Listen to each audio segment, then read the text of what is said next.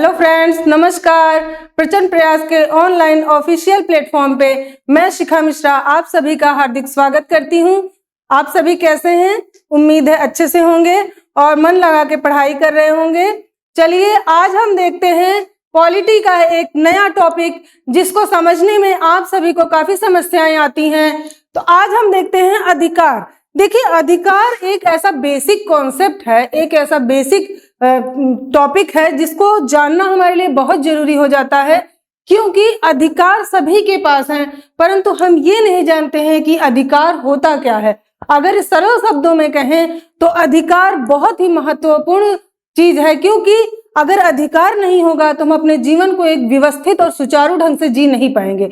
हमें नहीं पता होगा कि हमें क्या करना है, हमें क्या नहीं करना है, किन क्षेत्रों में हमें हस्तक्षेप करना है और किन क्षेत्रों में हमें हस्तक्षेप नहीं करना है। ऐसे कोई भी व्यक्ति किसी भी क्षेत्र में जाकर के बोलने लगेगा कि यहाँ पे ये चीजें गलत हो रही हैं, ये चीजें सही हो रही हैं, कानून व्यवस्था चरमरा जाएगी। तो इसलिए हर चीज को एक सुचारू ढंग से, एक व्यवस्थित ढंग से किसी भी संगठन को, किसी भी ढांचे को, किसी भी देश को चलाने के लिए हम अधिकारों का इस्तेमाल करते हैं। जब हमारा भारत आजाद हुआ था तब हमारे पास किसी भी प्रकार के कोई अधिकार नहीं थे, परंतु हमारे संविधानकर्ताओं को यह आवश्यकता महसूस हुई कि अगर देश को सुचारू ढंग से चलाना है, सुदृढ़ तरीके से चलाना है, तो हमें अधिकार मिलने चाहिए। और अधिकारों में भी कौन कौन से अधिकार मिलने चाहिए, क्योंकि तरह तरह के अधिकार होते हैं और हमारे देश में काफी विभिन्नताएं हैं। इसलिए हमें अधिकारों को सुनिश्चित करना भी हमारे लिए एक बहुत बड़ी चुनौती थी, परंतु हमने इस चुनौती को स्वीकार किया। तो आइए देखते हैं सबसे पहले कि अधिकार क्या होता है।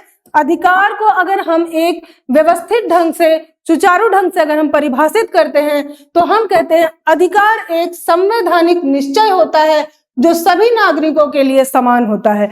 यानी कि हम ये नहीं कह सकते हैं कि अगर हम अधिकार दे रहे हैं तो आपके लिए कुछ और होंगे और आपके लिए कुछ और होंगी, वो अलग बात है। कुछ विशेष क्षेत्रों में, कुछ विशेष लोगों के लिए हम चीजों को इधर उधर थोड़ा बहुत कर सकते हैं। जैसे हमारे संविधान में कहीं कहीं महिलाओं को कुछ राइट्स दिए गए हैं, कहीं कहीं कुछ अन्य जातियों को कुछ राइट्स दिए गए हैं। तो जब हम समानता की बात करते हैं तो हमें सभी को लेकर के चलना होता है, तो उसमें कुछ थोड़े मोड़े इधर उधर चीजें हो सकती हैं, परंतु अधिकार सभी के लिए समान ही होते हैं।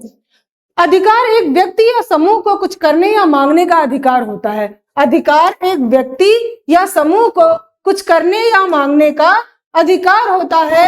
अधिकार एक व्यक्ति की स्वतंत्रता और स्वाधीनता को संरक्षित करने के लिए ही महत्वपूर्ण होता है, आवश्यक होता है। तो हम क्या कह सकते हैं, अगर अधिकार है तभी हम स्वतंत्रता से अपने देश में अपनी बातों को कह सकते हैं, तभी हम स्वतंत्रता से प्रेस की हर बात को सुन सकते हैं और प्रेस में हर बातें कही जा सकती हैं। स्वतंत्रता से हम अपने देश में विचरण कर सकते हैं, स्वतंत्रता से हम कहीं व्यवसाय कर सकते हैं, स्वतंत्रता से हम कहीं आवास बना सकते हैं। हम हर चीज के लिए स्वतंत्र हैं, जिन जिन चीजों का अधिकार हमें संविधान में मिला हुआ है। अधिकार के बिना, अगर अधिकार की इंपॉर्टेंस जानिए तो आप ये बात सोचिए कि अधिकार के बिना एक व्यक्ति अपने जीवन को निरंतर संघर्ष में गुजारने के लिए मजबूर होता है। अधिकार के बिना एक व्यक्ति अपने जीवन को निरंतर संघर्ष में गुजारने के लिए मजबूर होता है।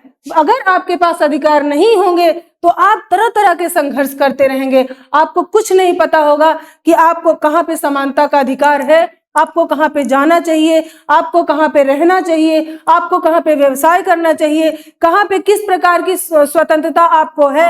आपको हर कोई आपको फोर्स करेगा कि आप इस धर्म को मानिए, आप जो है यहाँ व्यवसाय नहीं कर सकते हैं, आप यहाँ पानी नहीं पी सकते। जैसे पहले होता था, स्वतंत्रता से पहले ये सारी समस्याएं आती थी कि जो कुछ बड़े वर्ग के लोग होते थे वो निम्न वर्ग के लोगों को अपने कुएं से पानी भी नहीं लेने देते थे। तो इस प्रकार की समस्याएं हमारे स्वतंत्र भारत में ना हो, इसलिए हमको अधिकार दिए गए थे। तो हम देखते हैं एक भारतीय विद्वान थे श्रीनिवास शास्त्री, इनके अनुसार अधिकार समुदाय के कानून द्वारा स्वीकृत वह व्यवस्था, नियम या रीति है जो नागरिक को सर्वोच्च नैतिक कल्याण में सहायक है। इसका मतलब हम कह सकते हैं कि अधिकार जो होते हैं वो समुदाय के जो कानून होते हैं, किसी समाज के लिए, किसी व्यवस्था के लिए जो कानून बनाए जाते हैं या स्वीकृत किए जाते हैं, उसके नियम या रीति भी बनाए जाते हैं, उसके नागरिक के सर्वोच्च नैतिक कल्याण में सहायक होते हैं। अगर हमें पता होगा कि यही हम कानून हमारे लिए है तो उन चीजों का हम पालन कर पाएंगे, उन चीजों का हम यूज कर पाएंगे। इसीलिए अधिकार बहुत ही महत्वपूर्ण होते हैं। अब हम आगे देखते हैं कि अधिकारों को कितने भागों में बांटा गया है। अगर हम कहें तो जब हमारा देश स्वतंत्र हुआ था तो हम अधिकारों, अगर हम देखें कि बेसिक तौर पे अधिकार कितने प्रकार के हैं तो 4 प्रकार के हैं।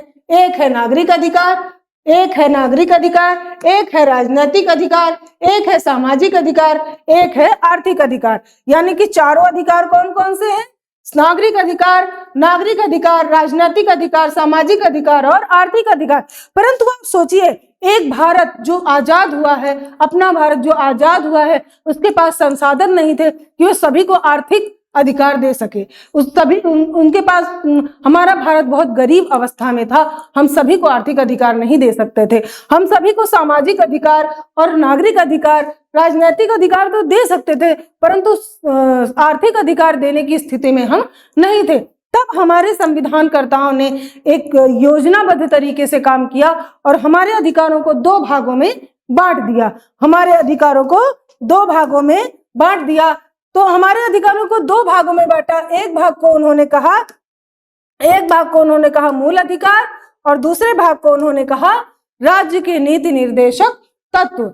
ठीक है, एक भाग को उन्होंने कहा मूल अधिकार, जिनसे हमारा अधिकार सुनिश्चित होता है, जो हमें अधिकार मिले हुए हैं उनको ही हम कहते हैं मूल अधिकार। और एक भाग को उन्होंने कहा राज्य के नीति निर्देशक तत्व। आइए हम थोड़ा समझते हैं कि वाकई में मूल अधिकार और राज्य के नीति निर्देशक तत्व होते क्या हैं, इनमें क्या क्या अंतर होता है, क्या हमें मिलना इतना महत्वपूर्ण था कि संविधानकर्ताओं ने इस पर निर्णय लिया कि हमें मिलेंगे अधिकार। तो इन चीजों को जानने के लिए हम आगे बढ़ते हैं और देखते हैं कि जो है क्या होता है मूल अधिकार। तो सबसे पहले हम पढ़ेंगे मूल अधिकार। तो जैसा कि आप देख रहे हैं, मूल अधिकार का अगर हम शाब्दिक विच्छेदन करते हैं तो हमको समझ में आता है कि मूल मतलब होता है कोई चीज अपनी ही होना, मतलब हमारी अपनी वस्तु होती है उसको हम कहते हैं मूल। तो जो अधिकार हमें प्राप्त है उनको हम बोलते हैं मूल अधिकार। जो अधिकार हमसे कोई छीन नहीं सकता है उसको बोलते हैं मूल अधिकार। मौलिक अधिकार का सरल हिंदी में अर्थ है वह अधिकार जो हर नागरिक को उसके जीवन, स्वतंत्रता और समानता की सुरक्षा देता है, जो संविधान द्वारा प्रदान किया गया होता है। इसका मतलब है कि अगर मौलिक अधिकार है तभी हम जीवन में स्वतंत्र हैं और समानता का समान रूप से जीवन व्यतीत कर रहे हैं। हमारे समाज में भेदभाव अगर नहीं है तो इसका सबसे मूल कारण है मौलिक अधिकार का प्रदान किया जाना। हम एक साथ कई जाति के लोग, कई समुदाय के लोग एक साथ कार्य कर रहे हैं। हर क्षेत्र में हमें आप देखेंगे कि तरह तरह के लोग मिल जाते हैं, कोई हिंदू है, कोई मुस्लिम है, कोई किसी धर्म का है, परंतु भारत में सभी को सर्वधर्म समभाव के भाव से ही देखा जाता है। हम एक साथ रोजगार कर रहे हैं, हम एक साथ कार्य कर रहे हैं, एक साथ व्यवसाय कर रहे हैं। तो ये सब चीजें कैसे संभव हो पाए? क्योंकि हमारे पास मूल अधिकार सुनिश्चित किए गए थे। तो हम देखते हैं, अगर बेसिक तौर पे देखा जाए तो मूल अधिकार 6 प्रकार के होते हैं। मूल अधिकार 6 प्रकार के होते हैं। अब कौन कौन से होते हैं ये हम थोड़ा सा देखेंगे। तो फंडामेंटल राइट्स, इसको इंग्लिश में अगर हम देखते हैं, क्योंकि थोड़ा बहुत फ्रेंड्स हिंदी के साथ थोड़ी बहुत इंग्लिश भी जाननी जरूरी होती है, तो हम थोड़ा बहुत इंग्लिश भी जानेंगे। फंडामेंटल राइट्स कहते हैं मूल अधिकार को, और ये 6 प्रकार के होते हैं जो कि हमारे संविधान में दिए गए हैं। तो सबसे नंबर 1 पे आता है राइट टू इक्वालिटी, यानी कि समानता का अधिकार। समानता का अधिकार की ही वजह से हम समान रूप से कार्य समाज में कर पा रहे हैं। देखिए, हम बहुत शॉर्ट में लेके चलेंगे, बहुत विस्तृत नहीं जाएंगे। अगर आपको विस्तृत तरीके से जानना है तो आप प्रचंड प्रयास के इस अद्भुत प्रयास में शामिल होइए, हमारे ऑनलाइन ऑफिशियल प्लेटफॉर्म पे आइए। हम आपको एक एक चीज बहुत ही विस्तृत तरीके से समझाने का प्रयास करेंगे, और मुझे उम्मीद नहीं, पूरा भरोसा है कि आपको बहुत अच्छे से समझ में आएगा। तो आप सभी हमारे ऑनलाइन ऑफिशियल प्लेटफॉर्म पे जरूर आइए।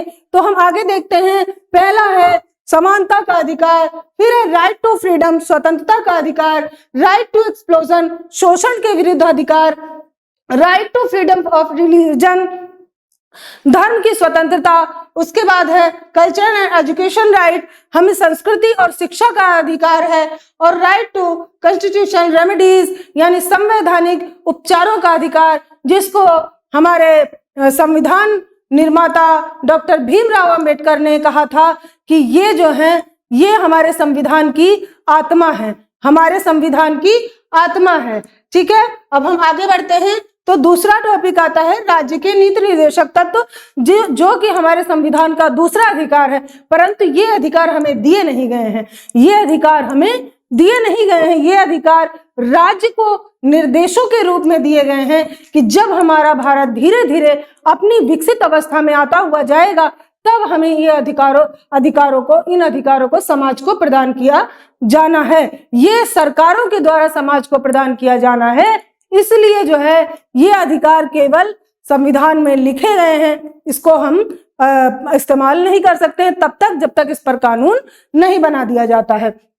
तो हम आगे देखते हैं कि राज्य के नीति निर्देशक तत्व क्या होते हैं। तो राज्य नीतियों के निर्देश तत्वों का सरल हिंदी में अर्थ है वे नीतियां जो भारतीय संविधान द्वारा स्थापित की गई हैं और जो सरकार को राष्ट्र के समृद्धि, समाज के सम्मान और अधिकार और न्याय के संरक्षण के दिशा निर्देश प्रदान करती है। इसका मतलब है कि ये सारे निर्देश हमारे राज्य सरकार को या हमारे सरकारों को दिए गए हैं कि आप अपनी जनता को, आप अपनी प्रजा को, आप अपने देश के आम नागरिकों को किस प्रकार उनके जीवन को और व्यवस्थित और सुदृढ़ और कल्याणकारी बना सकते हैं। इसीलिए इन राज्य के नीति निर्देशक तत्वों को हम कल्याणकारी योजनाएं कहते हैं, जिसमें हमें पर्यावरण के बारे में बताया गया है, जिसमें हमें महिलाओं के शोषण से बचने के लिए बताया गया है, जिसमें हमें कर्मचारियों के उत्थान के लिए बताया गया है, तो इसमें हमें गांवों के लिए बताया गया, ग्राम के लिए बताया गया, ऐसे पूरे समाज को दिए जाने वाले कई तरह के अधिकार इसमें दिए गए हैं। तो हम आगे देखते हैं कि इसमें क्या है राज्य के नीति निर्देशक तत्वों में। अगर हम बेसिक तौर पे देखते हैं तो directive principle of state policy यानी कि राज्य के नीति निर्देशक तत्वों को 3 भागों में डिवाइड किया गया है, 3 भागों में बांटा गया है। Socialist principle, Gandhian principle and liberal principle. Socialist मतलब सामाजिक सिद्धांत, गांधीयन सिद्धांत, गांधी जी का सिद्धांत, और उदारवादी सिद्धांत। मतलब कि इसमें जो अनुच्छेद दिए गए हैं, जो बातें कही गई हैं, उनको 3 भागों में बांट दिया गया है। एक जिसको गांधी जी मानते थे कि ऐसा होना चाहिए, एक जो समाज के लिए आवश्यक था उसको समाज के लिए आवश्यक ही बनाया गया, और एक था जिसको उदारवादी कहा जा सकता है, जिसमें उदारता प्रतीत होती है। उन सिद्धांतों को, उन अनुच्छेदों को अलग बताया गया है। तो 3 भागों में इसको बांटा गया है। ये एक विस्तृत टॉपिक है बच्चों, इसको अगर हम विस्तृत तरीके से पढ़ेंगे तो एक पूरा लेक्चर निकल जाएगा, इसलिए हम केवल इसको आपको हम थोड़ा सा ही समझा रहे हैं। जब आपको अच्छे से समझने के लिए आपको प्रचंड प्रयास के ऑनलाइन ऑफिशियल प्लेटफॉर्म पे आना होगा। आप जरूर आइए, एक बार जरूर विजिट करिए आप प्रचंड प्रयास के ऑनलाइन ऑफिशियल प्लेटफॉर्म को। अब हम देखते हैं मूल अधिकार और राज्य के नीति निर्देशक तत्वों में अंतर क्या है, क्योंकि मूल अधिकार अपने आप में एक बहुत बड़ा टॉपिक है और राज्य के नीति निर्देशक तत्व भी अपने आप में एक बहुत बड़ा टॉपिक है। इसलिए हम इसमें बहुत ज्यादा नहीं जाते, थोड़ा सा हम एक ओवरव्यू लेते हैं कि इन दोनों में अंतर क्या है, क्यों सरकार ने इन दोनों को हमारे संविधान में शामिल किया और क्या इसकी आवश्यकता थी। तो देखिए, जो मूल अधिकार है वो संविधान के भाग 3 में अनुच्छेद 12 से 35 तक वर्णित किए गए हैं। मूल अधिकार संविधान के भाग 3 में अनुच्छेद 12 से 35 में वर्णित किए गए हैं, यानी अनुच्छेद 12 से लेकर के 35 तक जितने भी अधिकार दिए गए हैं वो मूल अधिकार कहे जाते हैं।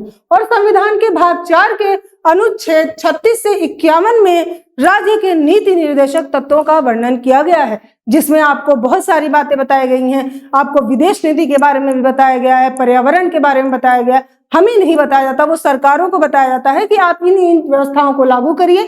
जब भी आपकी आर्थिक स्थिति अच्छी हो, जब भी आप समाज को ये आवश्यकता हो इन योजनाओं की, इन कानूनों की, तो आप इस पे कानून बनाइए और समाज को इन कानूनों को व्यवस्थित तरीके से लागू करवाइए समाज में, ताकि जो है ये लोग एक कल्याणकारी राज्य का लाभ उठा सके। फिर आता है ये स्थायी और प्रबल होते हैं, क्योंकि इन अधिकारों को हम खत्म नहीं कर सकते हैं, इन अधिकारों को छीना नहीं जा सकता है, इसलिए ये स्थायी और प्रबल होते हैं। और ये सामान्यतः निर्देश होते हैं सरकार के लिए कि आप जो है ये काम करिए। इसके बाद है ये न्याय योग्य अधिकार होते हैं, यानी कि अगर हमारे मूल अधिकार का कोई हनन करता है, मूल अधिकार को कोई छीनने का प्रयास करता है, कहीं आपको लग रहा हो कि आपके मूल अधिकारों को हानि पहुंच रही है, आप न्यायालय जा सकते हैं। आप न्यायालय जाएंगे, वहां पर न्यायालय में सुनवाई होगी, आपकी बातों को सुना जाएगा।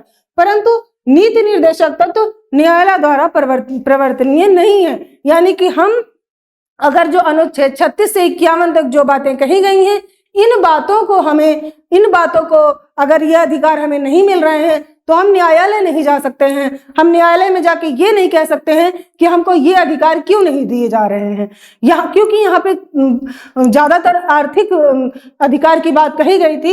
इसीलिए हमारे जो संविधान करता थे, निर्माण करता थे, उन्होंने इन अधिकारों को केवल निर्देश के तौर पर ही दिया है कि जब आप उस अवस्था में हो तब आप जो है आम जनता को इसका लाभ दें।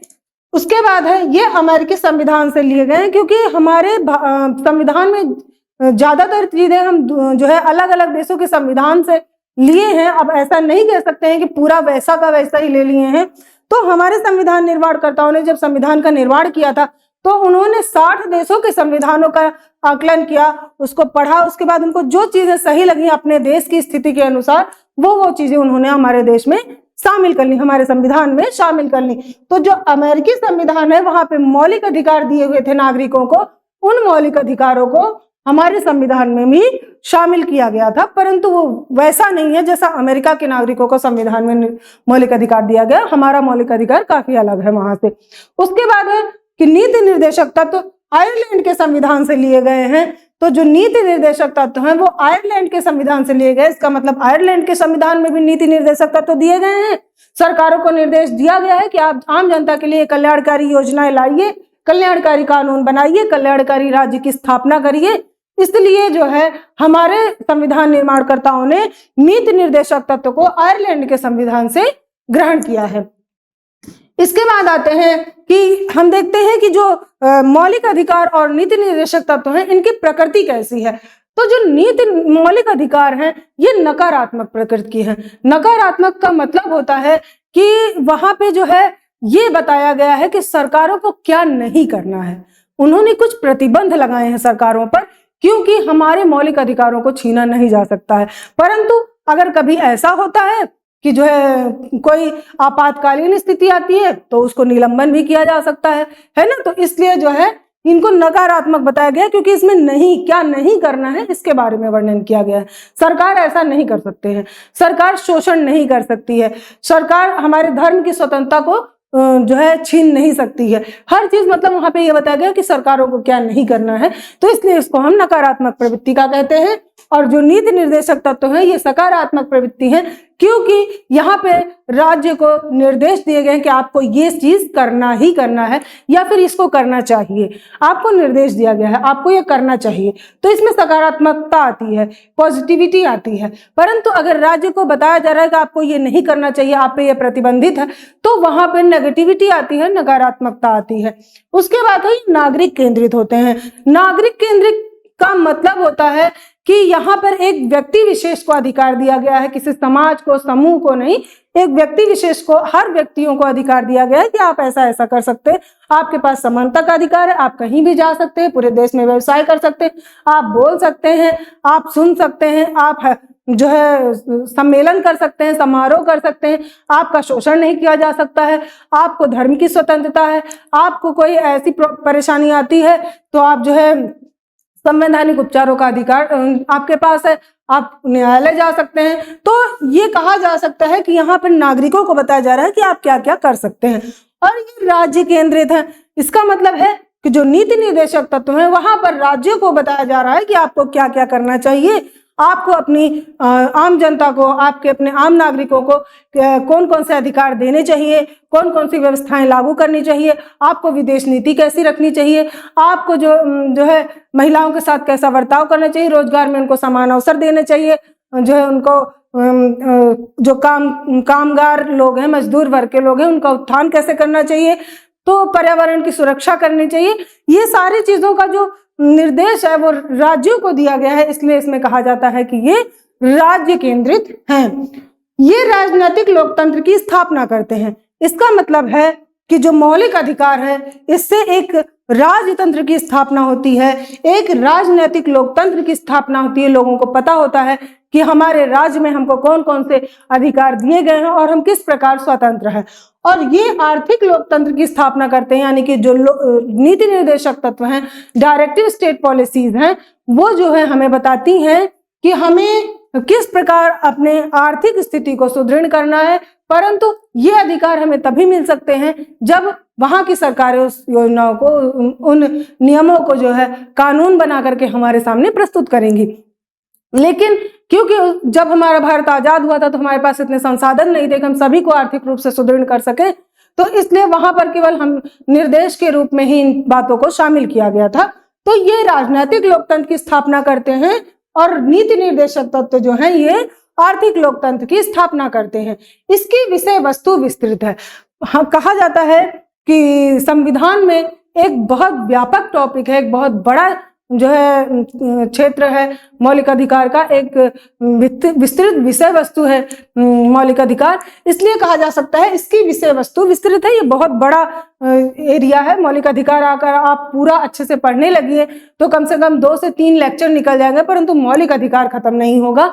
तो जो मौलिक अधिकार है बहुत बड़ा टॉपिक है। आपको जानना चाहिए कि आपको कौन कौन सी चीजें, किन किन क्षेत्रों में आपको अधिकार मिला है। हर अधिकार में भी कई सब पार्ट्स हैं। मतलब अगर समानता का अधिकार है तो ऐसा नहीं केवल समानता का अधिकार अपने आप में एक बात है। समानता का अधिकार, समानता का अधिकार अनुच्छेद 14 से लेकर के अनुच्छेद 18 तक दिया गया है, जिसमें 5-6 बातों को तरह तरह से बताया गया है। और किसी किसी में जो है एक ही पार्ट में 3-4 पार्ट अलग से दिए हुए हैं। जैसे अगर अनुच्छेद हम 15 को लेते हैं तो अनुच्छेद 15(1), 15(2), 15(3) ऐसे करके दिया हुआ है। अनुच्छेद 16 को लेते हैं 16(1), 16(2), 16(3), 16(4), मतलब 16 में भी 4 सब पार्ट्स हैं, 15 में 3 सब पार्ट्स हैं। तो इस तरह हम अगर देखते हैं तो जो समानता का अधिकार एक बहुत विस्तृत टॉपिक हो जाता है। अगर हम अनुच्छेद जो है उसमें आते हैं समानता का अधिकार, अगर हम स्वतंत्रता का अधिकार में आते हैं तो स्वतंत्रता का अधिकार भी अपने आप में एक बड़ा टॉपिक है। अनुच्छेद 19 से लेकर अनुच्छेद 21 तक दिया हुआ है। इसमें भी बहुत सारी बातें कही गई हैं। और जो अनुच्छेद 21 है वो तो अपने आप में एक बड़ा अध्याय है,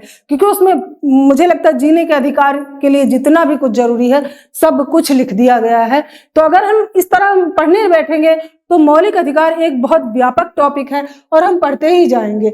और इसकी विषय वस्तु संक्षिप्त है, यानी नीति निर्देशक तत्वों की विषय वस्तु संक्षिप्त है। इसका मतलब हम कह सकते हैं कि नीति निर्देशक तत्व, क्योंकि हमें मिले नहीं हैं अधिकार अभी, तो हम इसको बहुत ज्यादा व्यापक तरीके से नहीं पढ़ते हैं। बस हम ये जानते हैं कि हाँ ये निर्देश सरकार को दिए गए हैं कि आप इन पे कानून बना सकते हैं जब आपको आवश्यकता हो। परंतु क्योंकि ये हमें मिले नहीं है, इसको लेके हम न्यायालय नहीं जा सकते हैं, तो इसको बहुत विस्तृत हम नहीं कह सकते हैं कि इसकी बहुत आवश्यकता नहीं होती हमें पढ़ने की, क्योंकि जब इस पे कानून बनेंगे, हमें वो सुविधाएं मिलेंगी, तभी हम उसको बहुत ही महत्वपूर्ण मानेंगे और बहुत ही महत्वपूर्ण तरीके से हम उस पर विशेष ध्यान देते हैं। ये निलंबनीय होते हैं। और ये निलंबनीय का मतलब क्या है? निलंबनीय मतलब होता है जैसे जो मौलिक अधिकार होते हैं वो हमें दिए गए हैं, उनको समाप्त नहीं किया जा सकता, लेकिन परंतु उसको सीमित किया जा सकता है। तो होता क्या है, जैसे मान लीजिए देश में आपातकाल लग गया, 352 के थ्रू देश में राष्ट्रीय आपात लागू हो गया और हम बोल रहे हैं कि नहीं, मुझे तो व्यवसाय करने की स्वतंत्रता है, मुझे तो कहीं भी जाने की स्वतंत्रता है, मुझे जो है हथियार रखने की स्वतंत्रता है, मुझे सम्मेलन करने की स्वतंत्रता है, मुझे समानता का अधिकार है, इस टाइम मुझे समानता का अधिकार है, मैं अपने समानता के अधिकार को खत्म नहीं करने देना चाहता हूँ, मुझे स्वतंत्रता का अधिकार है, मैं कहीं भी आ जा सकता हूँ, कुछ भी कर सकता हूँ। तो अगर इस तरह की बातें होने लगेंगी तो राष्ट्रीय आपात के समय देश में आंतरिक विद्रोह उत्पन्न हो जाएगा, आंतरिक कलह उत्पन्न हो जाएगी और ऐसी स्थिति उत्पन्न ना हो, इसीलिए संविधान निर्माणकर्ताओं ने यह व्यवस्था लागू की कि जो अनुच्छेद 12 से लेकर के 35 तक मौलिक अधिकार दिए गए हैं, इनको निलंबनकारी बना दिया। यानी कि अर्थात हम कह सकते हैं जब भी हमारे देश में राष्ट्रीय आपात लागू होता है, अनुच्छेद 20 और अनुच्छेद 21 को छोड़ करके हम सारे मौलिक अधिकारों को निलंबित कर सकते हैं, हम उनको सीमित कर सकते हैं, उनको खत्म कर सकते हैं। हम बोल सकते हैं हाँ, मतलब कि राष्ट्रपति ऐसा करता है, हमका मतलब मेरा मत समझ लेना कि मैं ऐसा करने जा रही हूँ। राष्ट्रपति ऐसा करता है, राष्ट्रपति को ही सारे संवैधानिक अधिकार होते हैं, राष्ट्रपति जब तक हस्ताक्षर नहीं करता तब तक किसी संविधान का कोई भी कानून नहीं बनाया जा सकता है, कोई भी कार्य नहीं किया जा सकता है संविधान के थ्रू।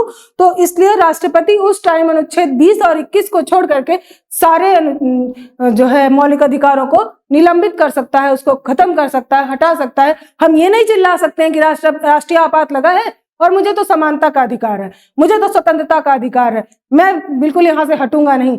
या फिर अगर देश बुला रहा है कि आप आइए और जो है युद्ध में सहयोग करिए और हम बोल दें नहीं नहीं मुझे तो नहीं जाना है, तो हम ऐसा नहीं बोल सकते।